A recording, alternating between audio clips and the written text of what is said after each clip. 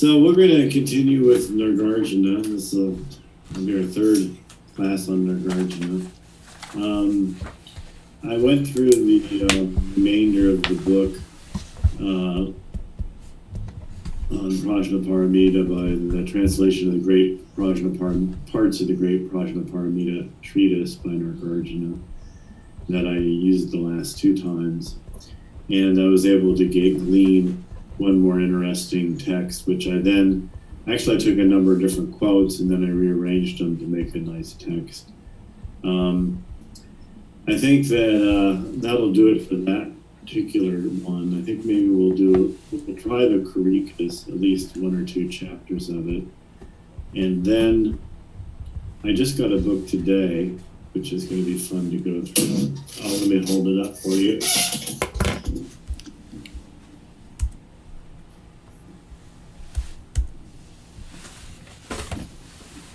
You've seen this one before, called Progressive Stages on Meditation on Emptiness.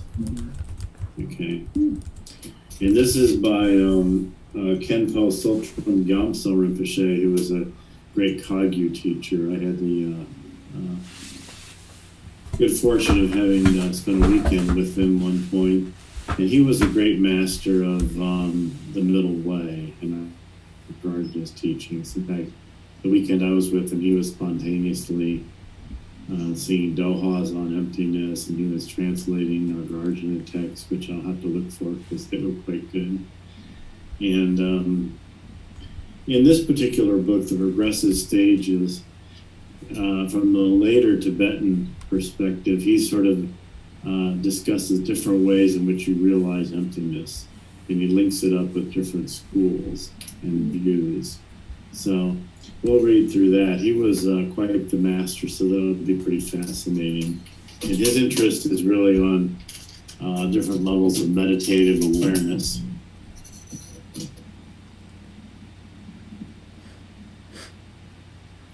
I believe so there's the treatise tonight. We're going to talk about relative and ultimate reality. This is an important, perhaps the most important point Nagarjuna wants to make. I'll read the whole text as I've sort of assembled it here because it has a certain coherency. And then I'll go through each of the individual points. I was going to actually number each of the paragraphs here because Nagarjuna is writing in that classic Indian style like the Yoga Sutras. So the Yoga Sutras are actually numbered, So number one, you make a statement. Number two, you make a statement. Number three, you make a statement. So each of these, and that's also a kind of style used in early Christian and medieval Christian writings, philosophical, theological writings, where each statement they're making is a particular statement about reality that you then are to meditate on and reflect upon. So this is Nagarjuna, great treatise from the great treatise on Prajnaparamita. The teachings of the Buddha are based on two truths, the relative and the ultimate. Those who do not know the distinction between these two truths do not understand the profound meaning of the Buddha's teachings. The common people dwell only in names and signs, in thought constructions that are devoid of substantiality. The ignorant pursue names, while what they seek is reality. All things are a creation. Among these, there are the creations of the Shravakas, the creations of the Pratyeka Buddhas, the creations of the Bodhisattvas, and the creations of the Buddha. There are also the creations of Klesha and of Karma. Whatever things there are that are, whatever things that, I've got old here. Whatever things that are subject to birth and death. whatever things there are that are subject to birth and death, all that is a creation. Although all things are like creations and therefore devoid of reality, still there holds among them the distinctions of one thing from another, even as the things seen in dream, despite their unreality, admit of distinctions. Under ignorance, the mind does not know itself, does not see itself. It is due to ignorance that one seizes the determinate nature of mind. Mind thus seized becomes false. All these things arise from ignorance. The Bodhisattva penetrates into the ultimate reality of all things, that of unchanging Shunyata. Whatever in the three realms, all that is the construction of mind. How is it so? It is in accordance with one's thought that one realizes all things.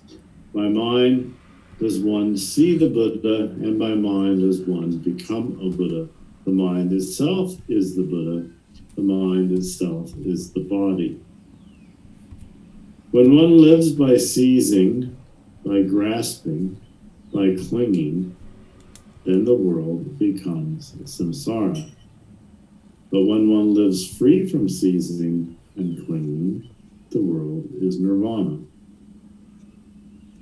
The Bodhisattva constantly loves and delights in meditating on the Buddha, and therefore while leaving the body and while assuming the body, everywhere they realize the presence of the Buddha. Everything stands in harmony with the one who is in harmony with Shunyata. In the 10 kinds of knowledge, there are the eyes of wisdom and truth. But in perfect, complete wisdom, there is only the eye of the Buddha.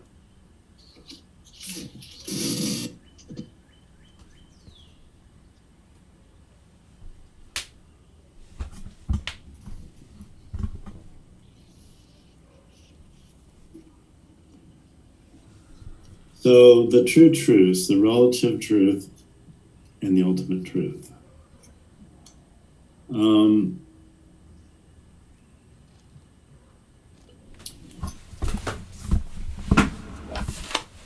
The ultimate truth is the truth of the undefined, unchanging, empty expanse. Or as in Dzogchen we would say, naturally occurring timeless awareness, or simply space awareness. So space awareness, ultimate reality, surrounds everything, penetrates everything, nourishes everything, and so forth. But it is not anything. Within ultimate reality, things appear to arise and they appear to exist and they appear to cease in a sort of appearances of birth and death. So that's the nature of the relative world, is it is the world of transitory manifestation. Now the problem is with the relatives that people take objects for real as entities, as things, as objects. So there's an actor, and then there's an action, and then the actor has an action on the object. So we have nouns and we have direct objects. In the Buddhist world, there are no entities. Entities are actually actions. What there are is actually relations. So everything in the phenomenal world, everything in our experience, everything in our lives is relational. The only reality is in the relational. The relational realities create the phenomenal world. Everything is part of a web. It's interdependent. It's linked. It's interwoven in a causal way.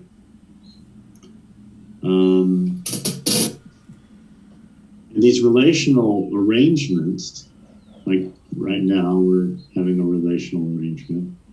Well, the 5 of us here, somewhat odd. relational thing that would be only possible at this particular time in history. And within that, we have sort of the momentary relational, and then, an hour from now, we'll be in a different relational arrangement. So we're just going from relational arrangement to relational arrangement with the phenomenal world. And in these relational arrangements, that we interact with the phenomenal world world interacts with us. There's a lot of exchange back and forth. And so whatever is in the current situation is creating that particular arrangement.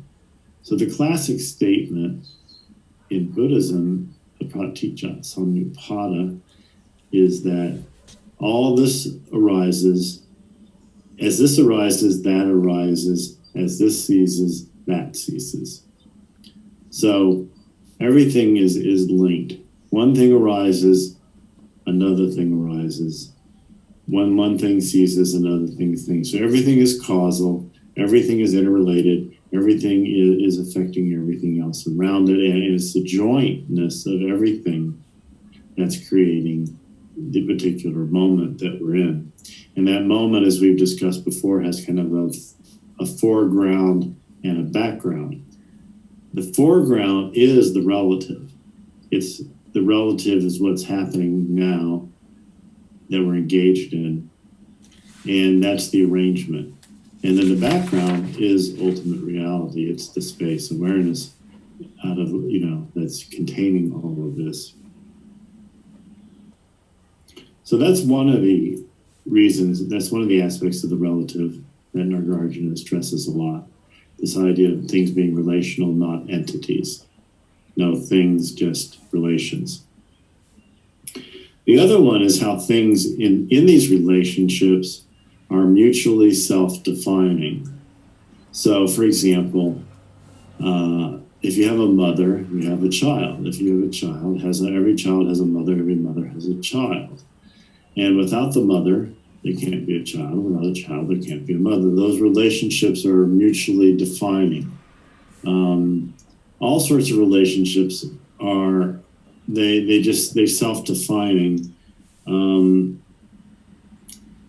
there's kind of this mutual creation of roles and identities. But those identities are only real within the function of mothering or childing.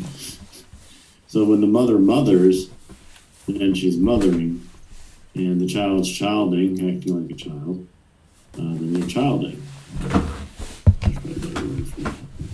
So the idea is that these are these relationships then create these mutual events that we move in and out of all the time. And the reality of the relative world is like the reality of a dream. It's nothing substantial. When you wake up, it disappears. Actually, it disappears the next moment. Yesterday has disappeared to us today. A week ago, by God. So, it's all gone away. And it's sort of like a dream. And it's also like the reality of a motion picture. That the momentary relative arrangement only exists when it's being shown. So, if you lunge at the television set, you're not going to touch any of the characters in the movie. And it's just that moment there, and there's no substance behind it. It's just it's a created sequence, a simulacrum of a reality. So that's the relative, and then there's the ultimate. And so the understanding that there is such a thing as ultimate reality frees us over time, gives us the possibility of freedom from being entrapped in the relative, in the mistaken view that there are such things as entities that have some kind of life or substance or could exist apart from the texture of the moment. So then the next thing he says, the common people dwell only in names and signs, in thought constructions that are devoid of substantiality. So names and signs. Signs are, semiotically speaking here, we had a course on this many years ago. A sign is a direct pointer to something. So a sign, when you see a stop sign, it tells you stop. There's not a lot of interpretation. What does this sign mean? It means stop. Okay, that's what a sign does. It has like one meaning. So if you see a green light, you know to go. You see a red light, you know to stop. And then, of course, there's just to make things difficult, we have the yellow light, which then you have to think about what to do. But signs are like that. They just point.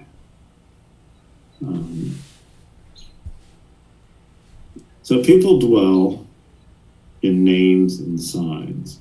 In other words, they dwell in the reality of entities and objects. But these entities are fictional. These entities are names only. They have no substance. So names like, say, Buddhist. There are no fact Buddhists. Buddhist is just a name. There's no such thing. Christian, there's no such thing. Democrat, there's no such thing. Republican. Some things have a functional meaning, as we discussed earlier, like the mothering and the childing. So there's a function that is occurring, but there's no such thing as a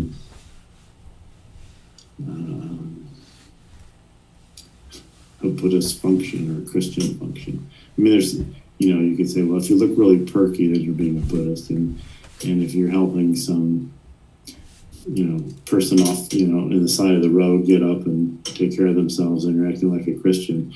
But that's not exactly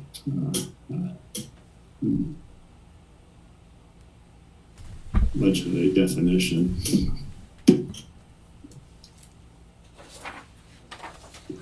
So names, categories, and signs are all misleading, in as much as they have only value within a social context, within a relational context. They help us differentiate within the relative. And he'll get to that in just a minute here, why we can do that, differentiate. And so, lost in their thoughts, believing that names are real, and that signs are telling them something substantial, they become confused. And then this great statement, the ignorant pursue names, while what they seek is reality. It's sort of like views. Everyone has these, or ideologies. Everyone has these ridiculous ideologies. And some are, many are just ridiculously bad, and some are just mildly delusional. But everybody's caught up by names and categories, and getting caught up into that, they lose touch with the fact that all of that is a kind of fictional creation. Now, there is a reality underlying delusion and a reality underlying these fictions. It's not an objective reality that you can name, obviously, or point to, but it's an indeterminate reality. But there is a factual nature to things. There is an undiluted, clear mind, because that moment in which the phenomenal displays itself is a true moment and true event does happen.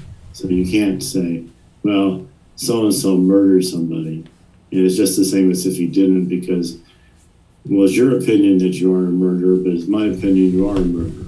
And everybody has a right to their opinion. First Amendment rights. So I can call you a murderer if I want, or I can say the sun is blue because that's my opinion. You have your opinion. I mean, other than being just incredibly stupid, that's not at all any kind of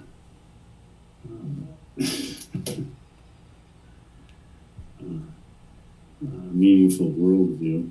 There is actually a reality beyond just making things up totally.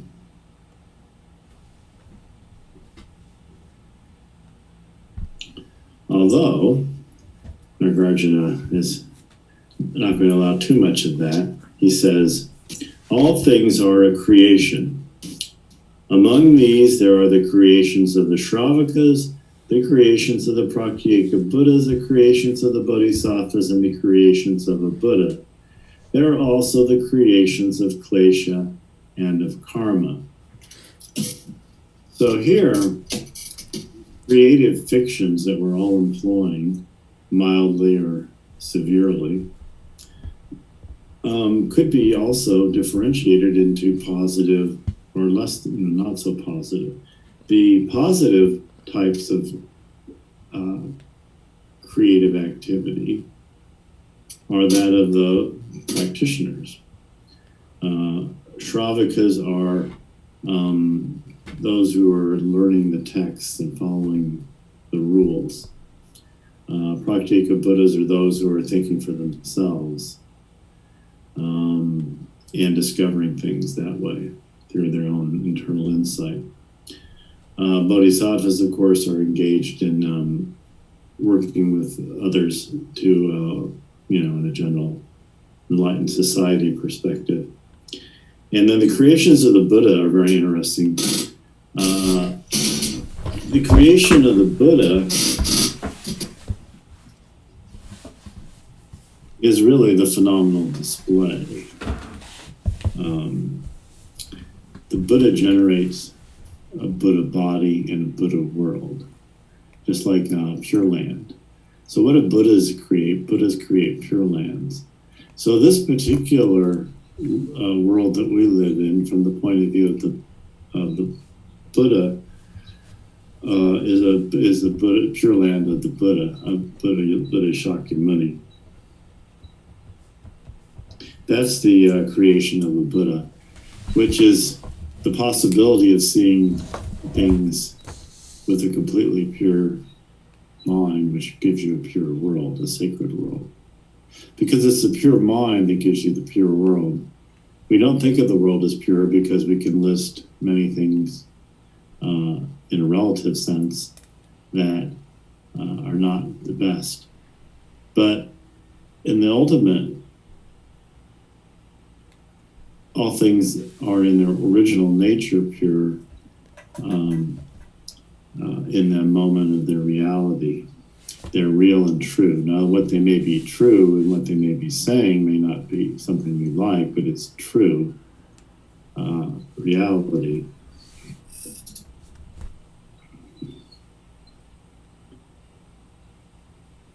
So the creations, the fictions of the path,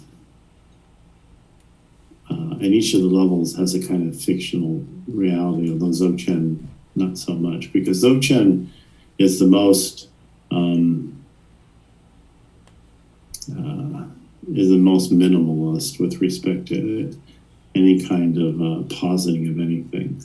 Nagarjuna is pretty minimalist, but he also has a great fondness for the incremental path, and that's where Dzogchen will differ.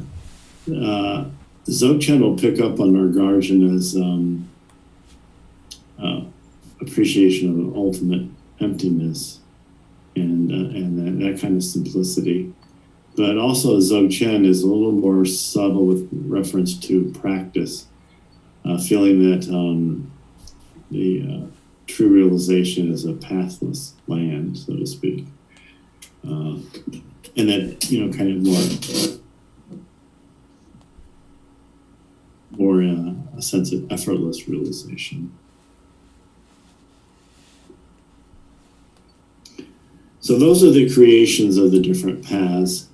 And the creation of the Buddha, as I said, is just a sense of purity and a primordial luminosity. But then he says there are the creations of klesha and of karma. So if you're not a practitioner, you're not one of these classes of beings who are trying to have kind of a positive and positive creative outlook, then you're one of these people who are basically trapped by your defilements, trapped by your bad habits, trapped by your confused thinking, trapped by being basically brainwashed and deluded on many points, and yet still trying to function, which is a bit difficult, I imagine. And so that's, driven by their afflictions and their emotional turmoil and all of the ordinary things, their passions, their aggressions, their hatreds, their fears, their unknown parts of themselves, all of that, and their karma too, what they've done, all the actions that they've done. So not only whatever particular afflictions people have, but then how they related with the world, and how they've engaged the world in the past is going to set up how the world is going to appear to them in the future. So how what we've done in the past shapes how the world appears to us. That's the ongoing process of karma.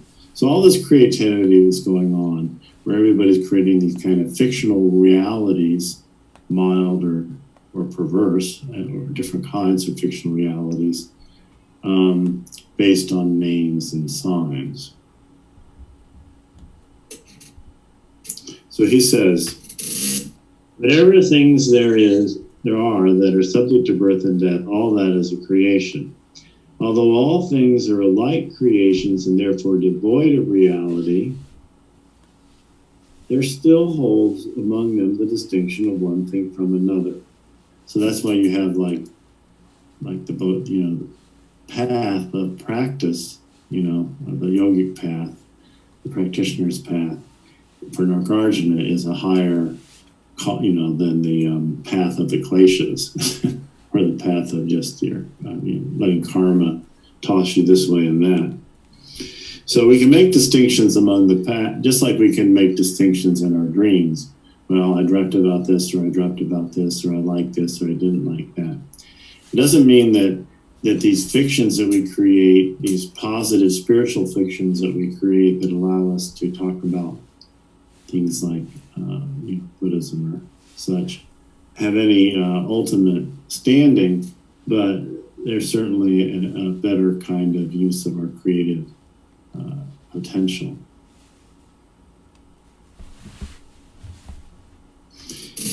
Under ignorance, the mind does not know itself, does not see itself. It is due to ignorance that one ceases the determinate nature of mind, the partial, the fixed. Mind thus seized becomes false. So when we lock into something, we fixate on something being a certain way, that's a false, that's a delusional, that's a confusional perspective, and our mind then is tainted by that. And then we're blocked, we become ignorant and we're blocked from awareness. All things arise from ignorance. The bodhisattva penetrates into the ultimate reality of things, unchanging shunyata. So the only thing that's not going to be a creation of some sort, and the best place to reside, where the Buddha himself resides, and he recommends all of us reside there as well, is in the undeterminate reality, the unconditional reality, the ultimate reality that is the unchanging, empty, radiant nature of everything. So he says, whatever in the three realms, all that is a construction of mind. So all these fictions are creations of mind. How is it so? it is in accordance with one thought that one realizes all things. So our view is giving us the world that we imagine it to be. By mind does one see the Buddha, and by mind does one become a Buddha. But the mind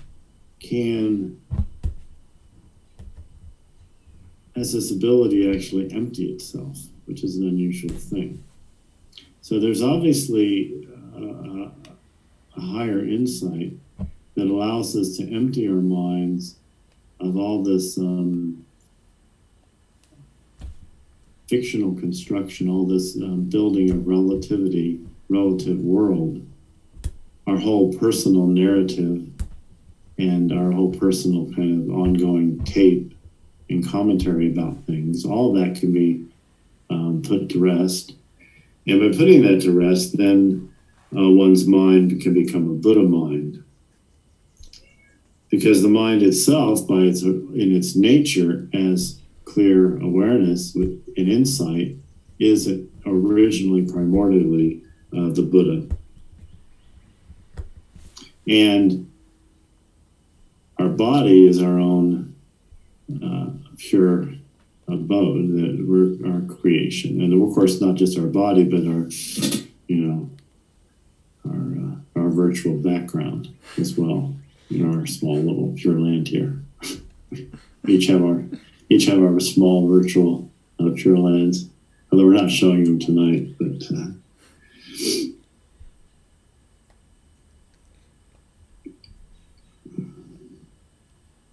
when one lives by, then of course the great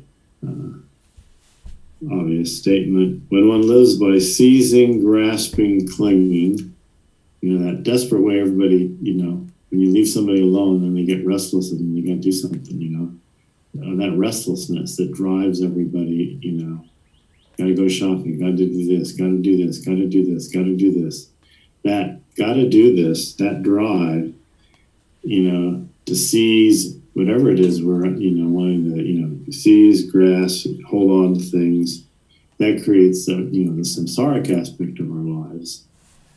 And when you just let things rest and you're not chasing after stuff and you just deal with things openly, without attachment, then the world becomes a world of nirvana, not a real world, not a soap opera world.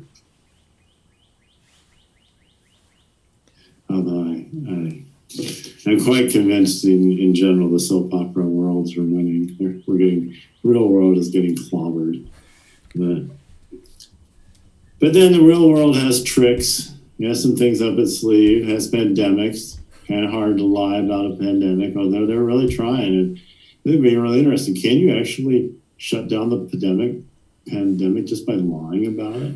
Can you say, hey, everything is great. Go out there, shop, work, eat, play, vote, or is there actually some objective truth? Well, we'll find out.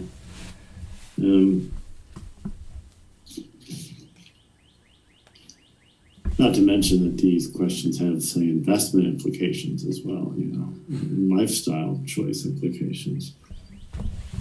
So yes, if you seize and grasp and cling, the world becomes a soap opera, and otherwise you get to live in a real world, which is a much richer experience and less tiring.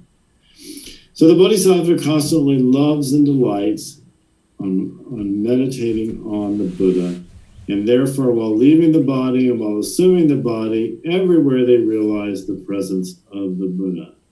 So what is it to meditate on the Buddha? Well, that is simply to be in the awakened state of mind.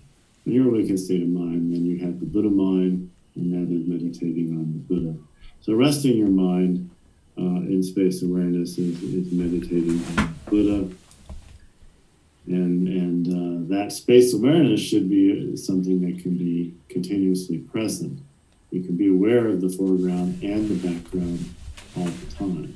You don't have to lose the background when the foreground throws something new at you. Now, sometimes if it's really new, you will lose it for a bit, but you can reestablish it as you desire that connection with the background. But you have to have that connection with the background. Otherwise, you have no idea that it's even there. And the background is empty. It's space awareness is space, right? And so, but if you're in harmony with space, then you can center yourself properly in reality, which is where reality centers itself. In this, he says, everything stands in harmony with the one who is in harmony with Shunyata, with emptiness. And then, although last he says, in the 10 kinds of knowledge there are eyes of wisdom and truth, but in perfect, complete wisdom there is only the eye of the Buddha. Now this is interesting because Nagarjuna is going to have it both ways, which is nice. The real eye is the eye of the Buddha, this ultimate eye that we've been talking about. But he has great appreciation, as I've said, perhaps more than I have, but he has great appreciation for the relative world, which is going to carry through generally in Buddhism. And what I mean in appreciation is he wants you to be a sort of citizen of the world. These 10 kinds of knowledge are all worth learning. All the stages of the Buddhist path, all the different views of the schools are all worth knowing. That everything within Buddhism, all the Buddha's words are true, but that you can differentiate among them. And that's going to be a common theme, particularly as Buddhism spreads and grows, that people will pick and choose. Everybody feels that they're definitely presenting the Buddha's teaching, and they are presenting the Buddha's teaching. It's just a question of no one's presenting all of it. In fact, it's impossible to present all of it, which is, of course, what Dzogchen realizes. So it doesn't try to present any of it. You just come to Dzogchen with whatever you already have picked up. And of course, as you become more aware, you just pick up all kinds of things. So that just happens naturally. But he's pro-knowledge, and to be pro-knowledge, if there can be knowledge of 10 different kinds of things and cultural affairs and art and literature and politics and religion and rituals and all of that, then there has to be facts. Because knowledge isn't making stuff up, it's actually discovering what is really there. So there is a sense that in the relative world, things do have, there's an objective, factual nature to it, in that it's just, although it's fictional from the point of view that it's not ultimately, it has no ultimate standing. It's not the primordial, but it's there is truth within the relative experience that one sees if one is clear. So the relative is affirmed. The ultimate is praised as primary. The world is happy, and that is relative and ultimate reality.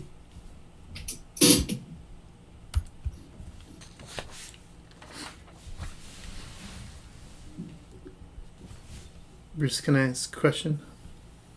Mm-hmm. This paragraph in here, all things are creation, paragraph. So one reading of my initial reading here is that the world and that we experience, the so-called objective world, is exists, only because there are sentient beings.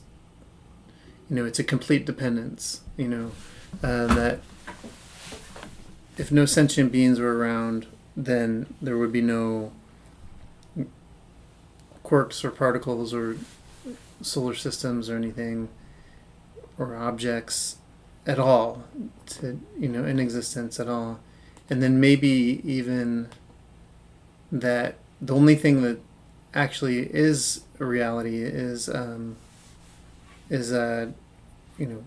our mind, which and then the mind shows up in different has these projections, and they kind of interact. They there's like a interference pattern, klesha and karmic interference pattern, that so we all have this shared reality because of that, and Buddhists have a totally different shared reality because they have a different interference, or they have a totally awakened interference pattern or intentional. I like the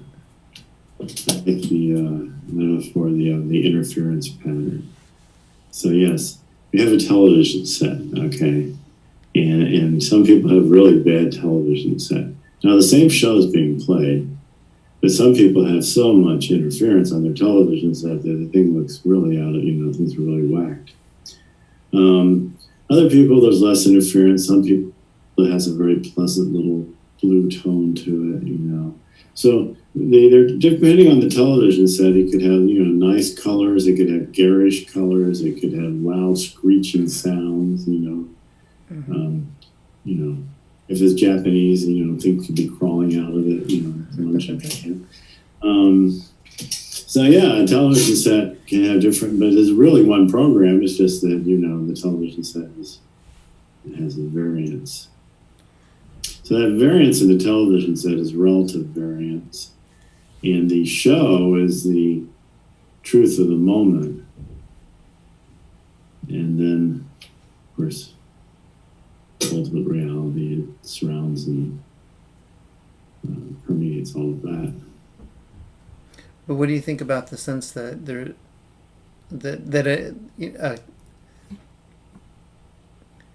an objective or so-called objective reality is 100% dependent on perceivers, on agents co-creating? I'm not suggesting that we just create it by ourselves, but Well, there are no agents. You can't be introducing agents here. We have no entities, okay. no things, no agents are empty. There's no doers, nothing being done to anyone. So when I say that, that's why it's created. Humans have to actually create. The created reality, in our created reality, is human created reality. I mean, we have certain kinds of reference points that we use. And I'm arguing, and Nagarjuna is also arguing, that objective reality is one of those reference points. You can't toss that out the window and just say it's good to, my opinion versus your opinion. No, there's fact and there's, lying, and those are two different things. And everyone understands that. So that is a human relative, but proper kind of activity. In order to communicate with each other, we have to have language. We have to use, to talk about our relational experiences, we have to have a means to do that. And the nature of language, of course, is that we assign for convenience of pointing out who did what, agents. But it's really just, it's not really that there's a Joe, Joe went to the grocery store. But actually, there is no Joe that went to the grocery store. But all we're doing it, the name is simply there to let us know that it was not Don who went to the grocery store. It was Joe who went to the grocery store. Not that we're making any statement about there being some kind of separate invisible entity called Joe who and are saying anything about that. Other than that, it's Joe and it's not Don. So that's the use of nouns. It's, again, separate one thing from another. So there's the truth. Like last night, if it's I don't remember my dreams so much, but I'm usually in a house. So last night I dreamt I was in a house. Now that's a true statement. If I say, last night I dreamt I was an elephant swimming under the ocean, that's just made up. So, there's, again, that the relative world allows for all kinds of differentiation if you're so inclined. And there's no problem with that differentiation. In fact, that's very natural, very human. And we should simply bring the clarity of awakened mind into that process. And in fact, the clarity of awakened mind will make that whole process of discrimination, intelligent discrimination, prajna, much better.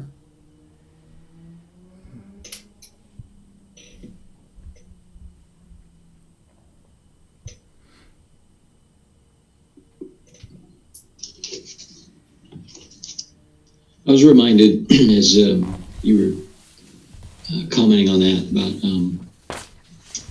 the idea from I saw it in Shurangama Sutra, and the Buddha talks about two rush bundles standing upright, but the point where they meet is like, that it's like their support, but there's like, it has no true nature, like what's between the two.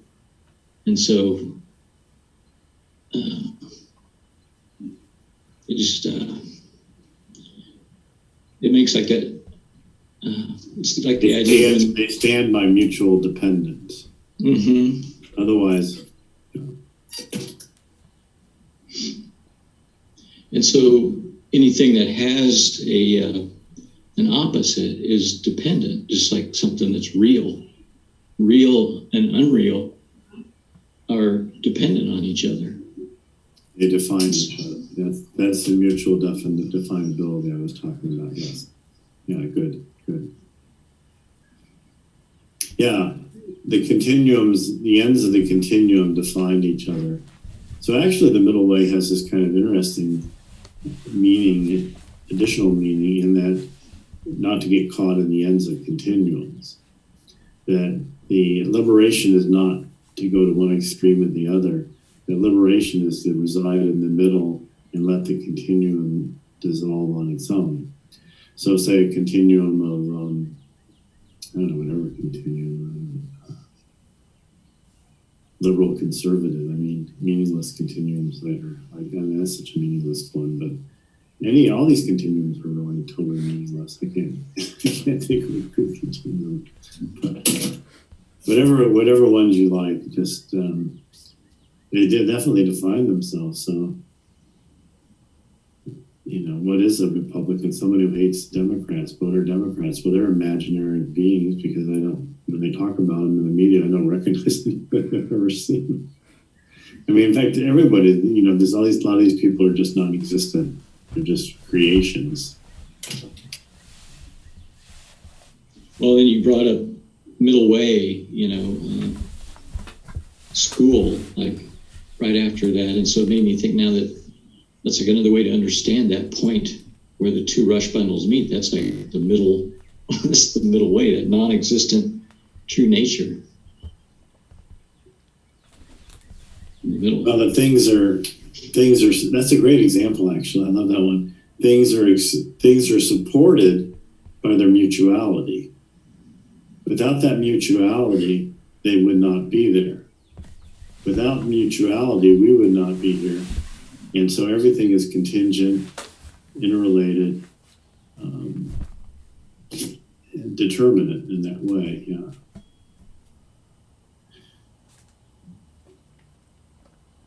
And so really, they're both just two bundles, so there really is no like self and other, but yet when the self and the other meet, it's like when they meet and they lean against this nothing, they become like a self and another. But otherwise, they're just two rush, they're like two rush bundles. So really, that's like one, it's just really one truth. It's not really like two truths. Aren't they self and other when they're separate, and then when they lean into each other, they're sort of like, Well, it's because when they lean together, they depend on that non-existent nature to become of self and other. I don't know. That's the way I would interpret it. Because really, if they're just identical when they're just laying there as rush bundles. the natural thing is to for things to lean into each other, and be supported that way. I was thinking I was jumping from your straw bundles to the economy. So you've got the stock market and the economy with like 20%, unemployment and everybody losing their apartments and, all sorts of bad things happen because people lost a lot of money. And they should be like that, right? They should be like the two bundles. And so when they collapse, they collapse. But no, stock market over here. I think there's so many disconnects right now that the theory stock market is a casino. But it's sort of, the theory of karma is being put to an interesting test. So yes, the witnesses of karma have a good opportunity now to see causality. And it's study it closely. Bruce, what about there's no entities but only relations? And before you finished that sentence for the first time, I thought you were going to say verbs. There were only verbs because of the transitory nature of everything. So, do verbs? Well, Buddhism is, of course, process oriented. So, in terms of its descriptive nature, it tries to describe experience. And experience is a process. It's something happened. Something, there were a series of events.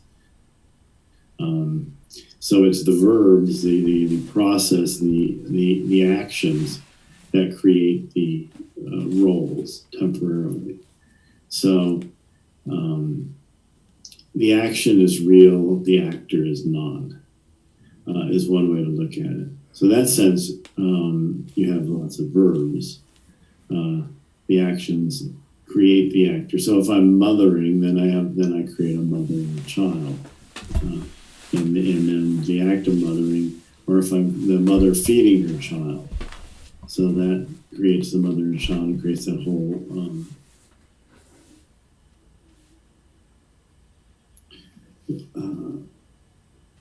event.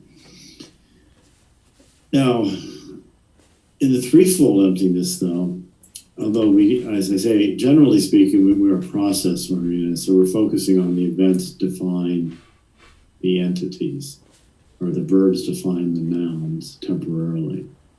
But there isn't also, we don't want to get too hung up on the verbs either, because the verbs are empty as well. That there's no kind of our actions are dream actions. And so they have like the kind of force that dream actions have. They create a kind of karma, but they don't have any ultimate substantiality.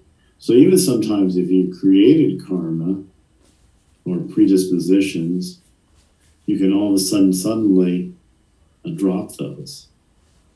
So for example, let's say you have a gambling or alcohol problem, and then you go to California and undergo LSD therapy, and you have this, wide open experience, and you see that your gambling and your alcoholism are losing habits, and you're able to just cut through it right then and there.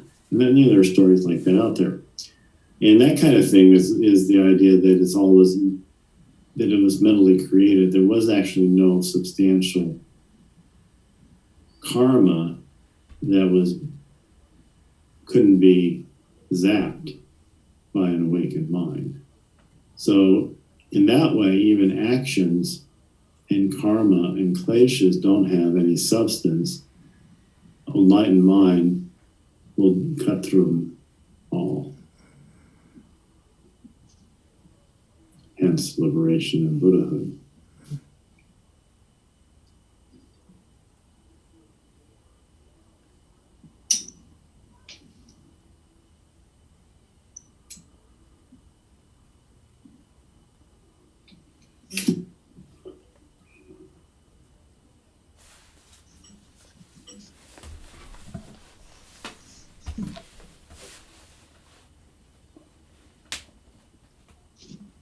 So when you said it was, you thought was the most important point Nagarjuna wanted to make. What concisely was his point he was trying to make? Well, there's this articulation of the relative and the ultimate. I see. Okay. And that what's included in the relative? Everything.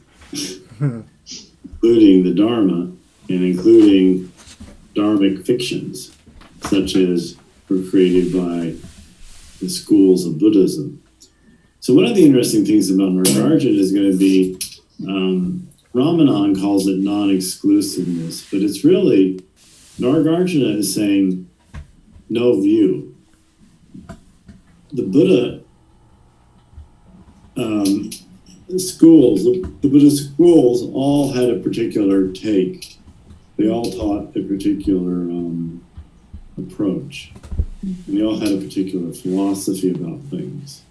And so you have a Theravada view, you have a Sarvastivadin view, you have a Mahasamkhya view, and so forth and so on. There are like 18 schools.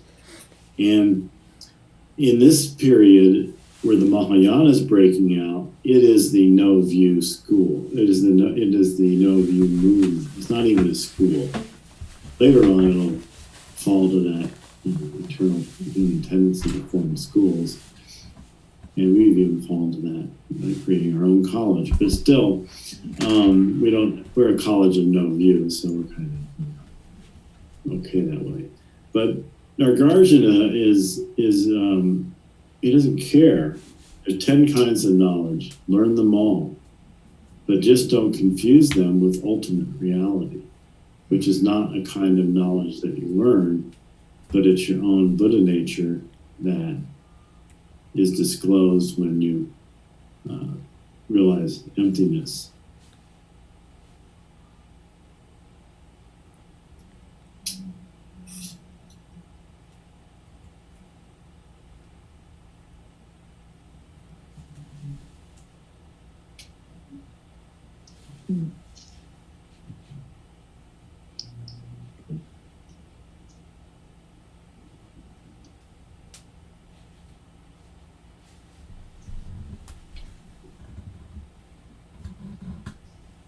There's a pretty direct line and between Prajnaparamita, right to Zen, and Dzogchen.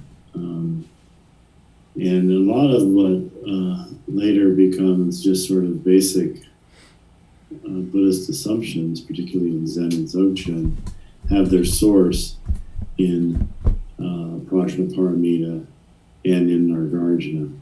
Now, Yogacara is going to add some things to it. It's going to add this idea, less talk about emptiness and more talk of mind only or consciousness. But you can see even here with Nagarjuna, every Buddhist realizes that everything is in the mind. Buddha himself said that everything is in the mind.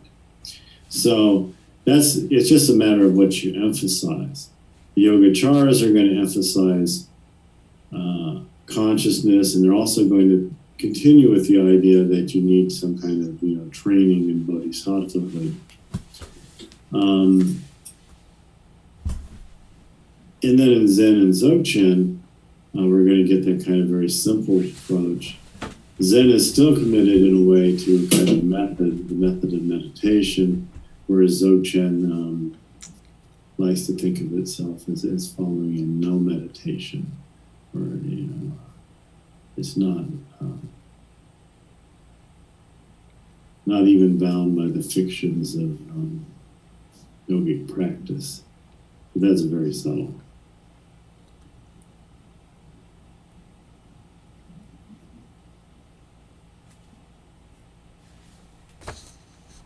But you'll read, and we'll do this some point, and perhaps I've been collecting parts of later texts. So, a Zen talk, or a Jigme Lingpa, or different people. And all the same things that we just read here and that we are repeated almost verbatim, because they've all studied this stuff very thoroughly. And so they actually can formulate quite well all these points, and those become the essential talking points. So Nagarjuna, by drawing these things out of the Prajnaparamita creates, in a way, the talking points for many of the later schools, particularly the contemplative schools.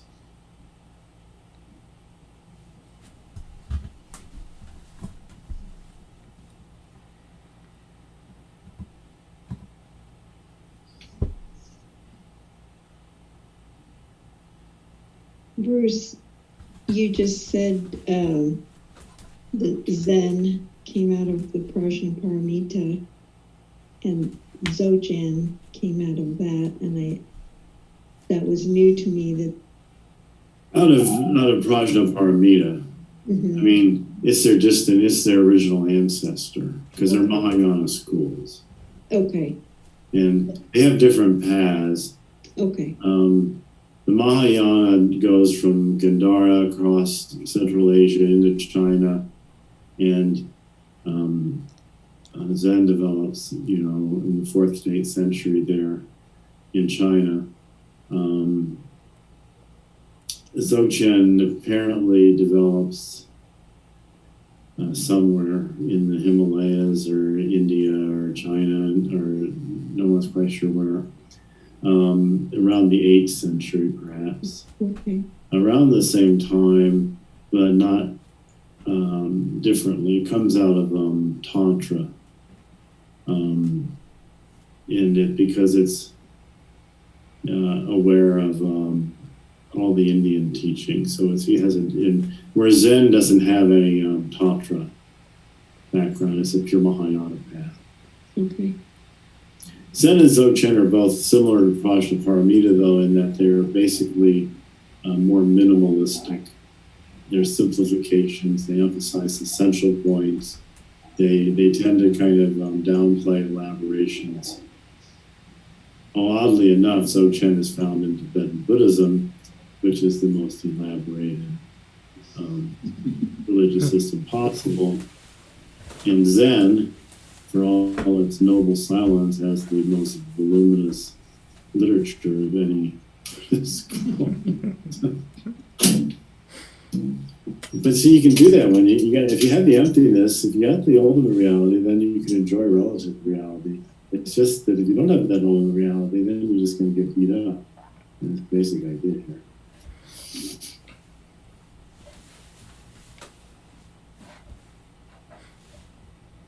There's evidently a lot to say about nothing in the history. Oh yeah, the Gelugpas are great for these, like Jeffrey Hopkins commentaries on emptiness. He runs about 800 pages.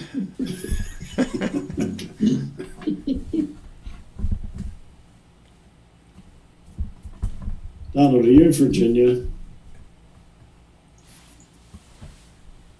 Yes, I am. Are you familiar with the Tibetan schools at the University of Virginia? That's where a lot of early Buddhism came. Tibetan Buddhism was centered there with a number of teachers. In Charlottesville. Yeah. Yeah, I'm a bit far away. I'm Northern Virginia. So, but there's a I think it's either Thai or Sri Lankan Buddhist monastery about an hour west of me. But they're very, very traditional in Theravada. Oh, yeah. Yeah. Are they in So, West Virginia? Yeah. The Garantana people? Yeah. Yeah. I think I did a retreat with them when I lived in West Virginia for a year. I was sitting with a Zen group, and then they brought in a monk from that tradition for a weekend retreat. It's interesting, Bruce, you were saying earlier about the lack of masks going on to, we actually open first day of phase 1 tomorrow in Virginia with a mandated public wearing of masks, and we'll see how that goes. I work in hospitality, so right now we're looking at going back. I'm in a hotel, so on June 10th with mandatory mask wearing and me being a manager, it's like, well, am I going to be the mask police? Oh, well, it's terrible now with it. I walked in there in the store and nobody's wearing one. And Tracy said, well, did you say something to him? I said, no. But they've been a little better here in terms of people have, like, that all the stores that have been open, they have an employee outside or security making you wear a mask before you enter. They'll have Yeah, one. you shouldn't wear one. You got to wear one inside. These people just aren't informed. I know. Wow. I don't know how they're not informed, but Um, very, very selective ignorance. Yeah. Yeah, I wonder how they're not informed. So many possibilities. But yes, Just the hospital is taking temperatures at the door and giving out masks at the door. Yeah, we'll be doing that with our staff. So as they come into work, they have to have the temperature taken, as do I, just to be in the hotel. So it's going to be kind of wild. I don't know who's coming on vacation right now. Are there Possibly no one. are there a lot of bookings, or is it half, or what percentage? They've started taking bookings for the first weekend. I think that's like mid-June. So we have bookings, but we have to completely redesign all the eating spaces inside, all the eating spaces outside. So it's only groups of 6, maximum 6 feet apart, which includes how people sit. So it's not just like table, and then 2 chairs at 6 feet. It's like there's the chairs that's 6 feet. So it's like 8 to 9 feet from table to table. They're very, very specific with their rules. So, and then in terms of staffing, they're talking about cutting the staff by half because they're not expecting to have over 50% occupancy for the whole summer, which,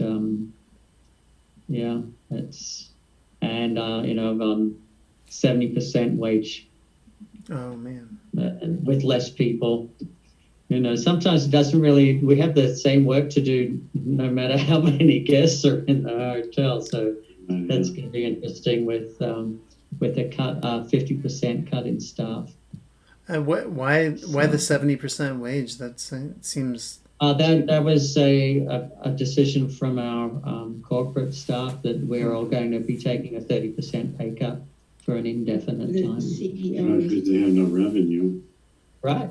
Yeah. I mean, we just lost 2.5 months of Either cut business. jobs or cut wages, until you get some. Yeah. Of course, you get revenue protection. That's my son got that. They got so he gets a boost on his regular salary.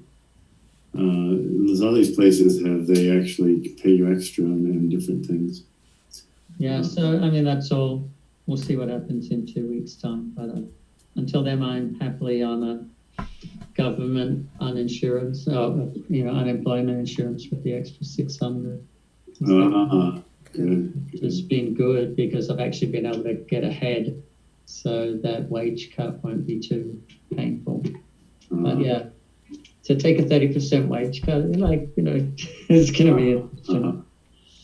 But we'll see what happens there. But this has been the last 2.5 months. It's been amazing to be at home and forced to look at the wall and books. And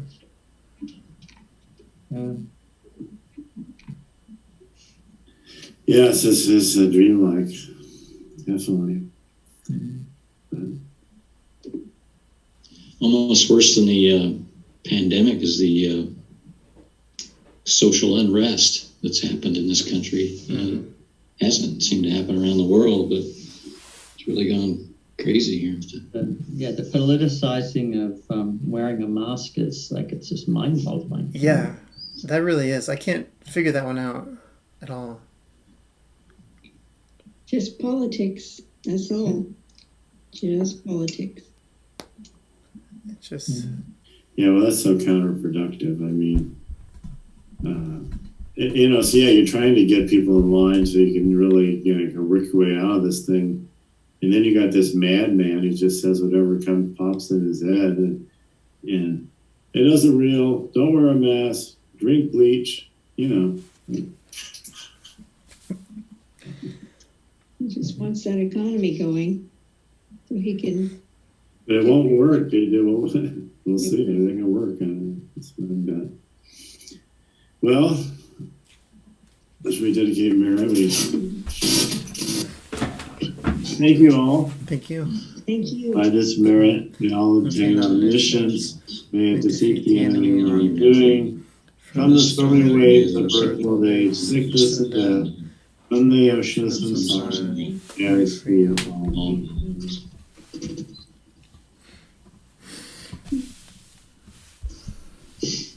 Thank you. Thank you, Bruce. Thank you. We'll see Thank you, Bruce. you. Take good care.